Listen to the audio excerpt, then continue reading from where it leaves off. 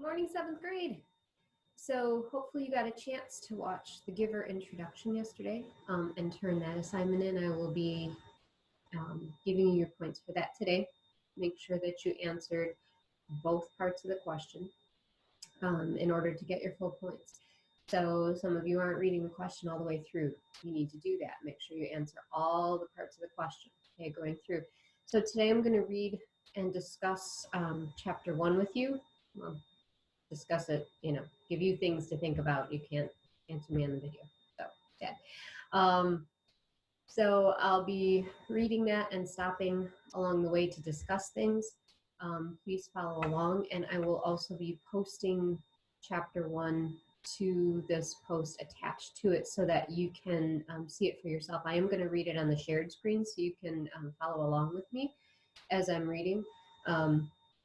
And then we'll talk about it in a little bit. So we're going to start chapter 1. We're not doing, some of the chapters are longer than others. So we'll be sometimes doing one chapter a day, sometimes part of a chapter a day. It just depends. Okay. So let's go ahead and share this screen.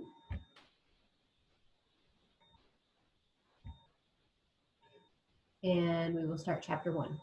Okay. So this is chapter 1 of The Giver. It was almost December, and Jonas was beginning to be frightened. No, wrong word, Jonas thought. Frightened meant that deep, sickening feeling of something terrible about to happen. Frightened was the way he had felt a year ago when an unidentified aircraft had overflown the community twice. He had seen it both times. Squinting toward the sky, he had seen the sleek jet, almost a blur at its high speed, go past, and a second later heard the blast of sound that followed. Then, one more time, a moment later, from the opposite direction, the same plane. At first, he had been only fascinated. He had never seen aircraft so close, for it was against the rules for pilots to fly over the community. Occasionally, when supplies were delivered by cargo planes to the landing field across the river, the children rode their bicycles to the riverbank and watched, intrigued, the unloading and then takeoff directed to the west, always away from the community. But the aircraft a year ago had been different. It was not a squat, fat-bellied cargo plane, but a needle-nosed, single-pilot jet. Jonas, looking around anxiously, had seen others, adults as well as children, stop what they were doing and wait, confused, for an explanation of the frightening event. Then all of the citizens had been ordered to go into the nearest building and stay there. Immediately, the rasping voice through the speakers had said, "Leave your bicycles where they are." Instantly, obediently, Jonas had dropped his bike on its side on the path behind his family's dwelling. He had run indoors and stayed there alone. His parents were both at work, and his little sister, Lily, was at the child care center where she spent her after-school hours. Looking through the front window, he had seen no people, none of the busy afternoon crew of street cleaners, landscape workers, and food delivery people who usually populated the community at that time of day. He saw only the abandoned bikes here and there on their sides. An upturned wheel on one was still revolving slowly. He had been frightened then. The sense of his own community, silent, waiting, had made his stomach churn. He had trembled. But it had been nothing. Within minutes, the speakers had crackled again, and the voice, reassuring now and less urgent, had explained that a pilot in training had misread his navigational instructions and made a wrong turn. Desperately, the pilot had been trying to make his way back before his error was noticed. "Needless to say, he will be released," the voice had said, followed by silence. There was an ironic tone to that final message, as if the speaker found it amusing, and Jonas had smiled a little, though he knew what a grim statement it had been. For a contributing citizen to be released from the community was a final decision, a terrible punishment, an overwhelming statement of failure. Even the children were scolded if they used the term lightly at play, jeering at a classmate who missed a catch or stumbled in a race. Jonas had done it once, had shouted at his best friend, "That's it, Asher, you're released," when Asher's clumsy error had lost a match for his team. He had been taken aside for a brief and serious talk by the coach, had hung his head with guilt and embarrassment, and apologized to Asher after the game. Now, thinking about the feeling of fear as he pedaled home along the river path, he remembered that moment of palpable, stomach-sinking terror when the aircraft had streaked above. It was not what he was feeling now with December approaching. He searched for the right word to describe his own feeling. Jonas was careful about language, not like his friend Asher, who talked too fast and mixed things up, scrambling words and phrases until they were barely recognizable and often very funny. Jonas grinned, remembering the morning that Asher had dashed into the classroom late as usual, arriving breathlessly in the middle of the chanting of the morning anthem. When the class took their seats at the conclusion of the patriotic hymn, Asher remained standing to make his public apology as was required. I apologize for inconveniencing my learning community. Asher ran through the standard apology phrase rapidly, still catching his breath. The instructor and class waited patiently for his explanation.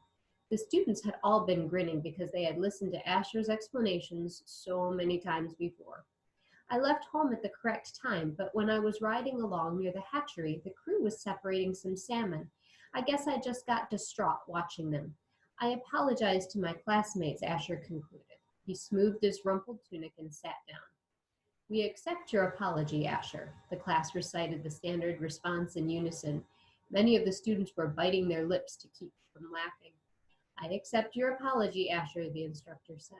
He was smiling, and I thank you because once again you have provided an opportunity for a lesson in language.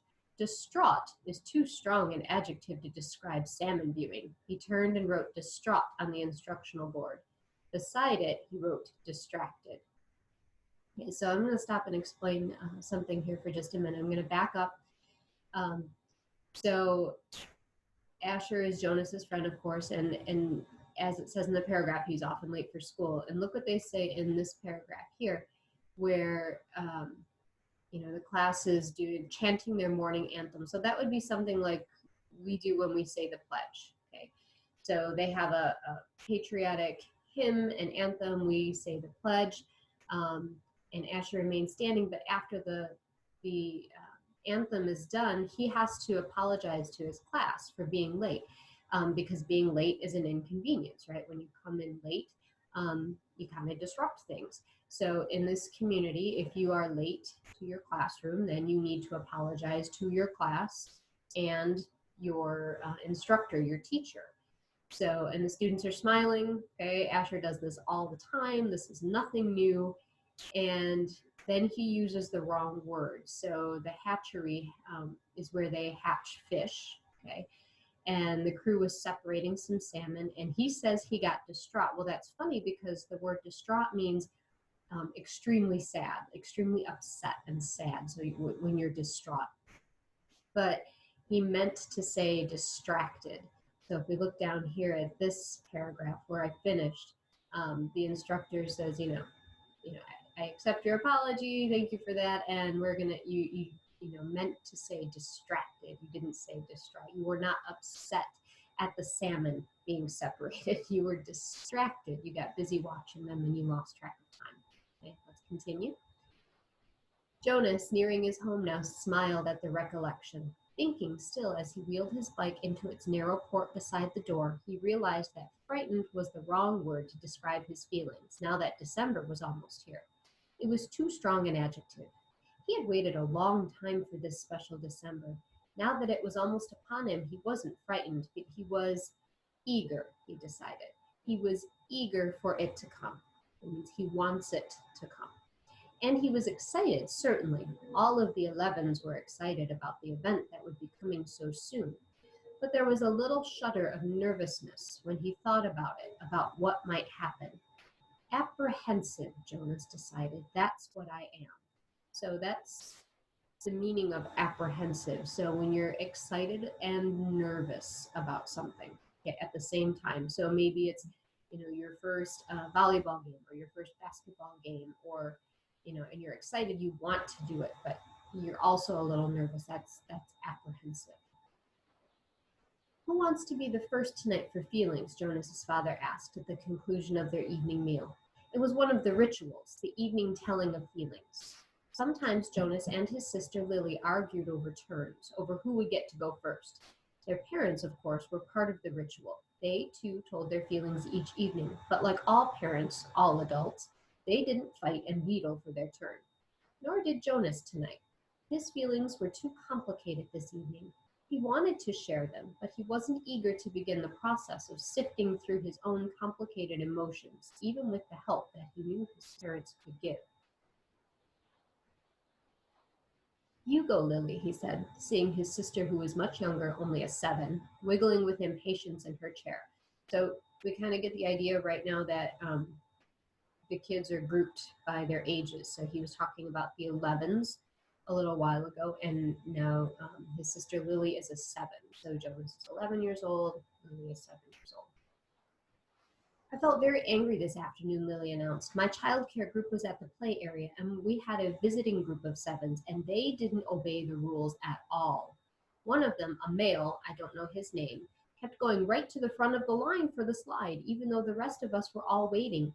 I felt so angry at him, I made my hand into a fist like this." She held up a clenched fist, and the rest of her family smiled at her small, defiant gesture. "Why do you think the visitors didn't obey the rules?" Mother asked. Lily considered and shook her head. "I don't know. They acted like animals," Jonas suggested. He laughed. "That's right," Lily said, laughing too, "like animals." Neither child knew what the word meant exactly, but it was often used to describe someone uneducated or clumsy, someone who didn't fit in. Let's stop there. This is important. They don't know what the word animals means. So let that sink in, okay, when this is describing what kind of place we are at. Okay, they don't know what the word animals means. Okay. "Where were the visitors from?" Father asked. Lily frowned, trying to remember. "Our leader told us when he made the welcome speech, but I can't remember. I guess I wasn't paying attention. It was from another community. They had to leave very early, and they had their midday meal on the bus." Mother nodded. "Do you think it's possible that their rules may be different, and so they simply didn't know what your play area rules were?" Lily shrugged and nodded. "I suppose." "You've visited other communities, haven't you?" Jonas asked. "My group has, often." Lily nodded again. "When we were 6s, we went and shared a whole school day with a group of 6s in their community." "How did you feel when you were there?" Lily frowned. "I felt strange because their methods were different.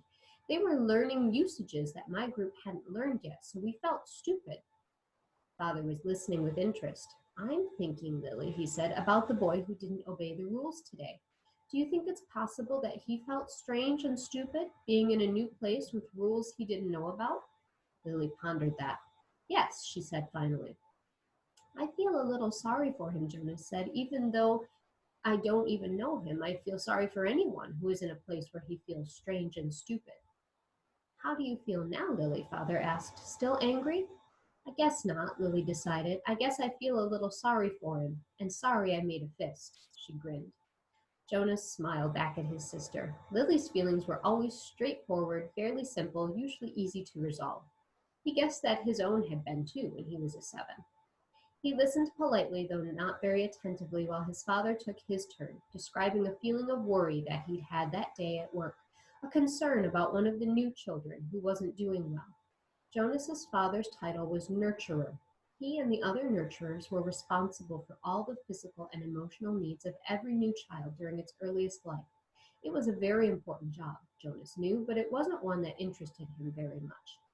"What gender is it?" Lily asked. "Male," Father said. "He's a sweet little male with a lovely disposition, but he isn't growing as fast as he should, and he doesn't sleep soundly. We have him in the extra care section for supplementary nurturing, but the committee's beginning to talk about releasing him." "Oh no," Mother murmured sympathetically. "I know how sad that must make you feel." Jonas and Lily both nodded sympathetically as well. Release of new children was always sad because they hadn't had a chance to enjoy life within the community yet, and they hadn't done anything wrong. There were only 2 occasions of release which were not punishment. Release of the elderly, which was a time of celebration for a life well and fully lived, and a release of a new child, which always brought a sense of what could we have done. This was especially troubling for the nurturers like Father, who felt they had failed somehow, but it happened very rarely. "Well," Father said, "I'm going to keep trying. I may ask the committee for permission to bring him here at night, if you don't mind. You know what the night crew nurturers are like. I think this little guy needs something extra." "Of course," Mother said, and Jonas and Lily nodded. They had heard Father complain about the night crew before. It was a lesser job, night crew nurturing, assigned to those who lacked the interest or skills or insight for the more vital jobs of the daytime hours. Most of the people on the night crew had not even been given spouses because they lacked somehow the essential capacity to connect to others, which was required for the creation of a family unit. Okay, let's stop here. So, father takes care of new babies, um, and these new babies are not, with their parents. They're at this place, and they're taken care of by nurturers. Nurture is a word that means to take care of someone when you nurture them. But look at this paragraph here where it says, most of the people on the night crew had not even been given spouses. A spouse is somebody that you're married to, okay? A husband or a wife. That's spouse. It can mean either one.